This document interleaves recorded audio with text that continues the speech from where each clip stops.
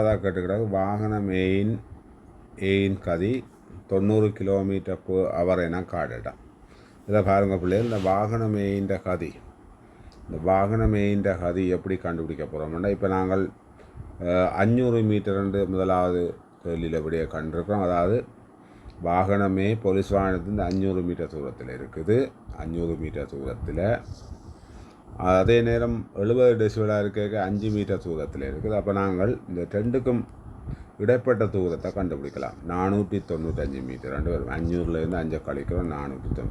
இந்த 495 மீட்டரும் பயணம் செய்து எவ்வளவு டைம்ண்டா 19.8 செகண்ட். ஆகவே எங்களுக்கு இந்த வாகனமேன்ற கதியை கண்டுபிடிக்கலாம். கதி V சமன் பயணித்த தூரம் 495 மீட்டர், அதன் கீழ் அதுக்கடுத்த நேரம் 19.8 செகண்ட். அதுதான் இப்போ 495 19.8 செகண்ட். இதை நாங்கள் km/h கேட்டுக்கிறாக்கு. ஆகவே நாங்கள் என்ன செய்ய போகிறோம் என்றால், இந்த 495 19.8 சுருக்கேக்க முதலாவது விடையாக எங்களுக்கு வரப்போது 25 மீட்டர் செகண்ட் -1.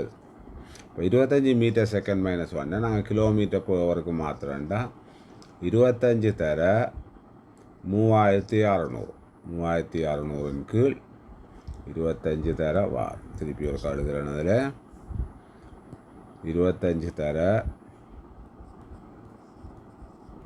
3600 கீழ் 1000 வரும். இதை நாங்கள் அலகு km/h வரும். இதை நாங்கள் சுருக்கினோம்டா எங்களுக்கு 25 தர 3600 1000 சுருக்கினாங்களுக்கு 90 வரும். 90 km/h. இதை தான் கேட்டிருக்குது. ரெண்டாவது கேள்வியா வாகனமேயின் கதி 90 km/h என காட்டான். இது வழியாக பார்த்துக்கொள்ளுங்க பிள்ளைகள். அதாவது மொத்தமாக இயங்கின தூரம் 495 மீட்டரை அதுக்கு எடுத்த டைமால் பிரிக்கிறோம். பிரிக்க எங்களுக்கு மீட்டர் செகண்டில் எவ்வளோ வரப்போது 25 மீட்டர் செகண்ட் -1 வரப்போகுது. அதை நாங்கள் 25 மீட்டர் செகண்ட் -1 km/h மாத்திரக்கு 1000ஆல் பிரிக்கிறோம். மீட்டரை 3600ஆல் செகண்டை பிரிக்கிறோம்.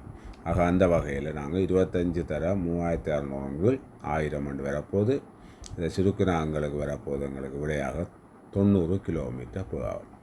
வாகனமேன்ற கதி 90 km/h ஆகும்.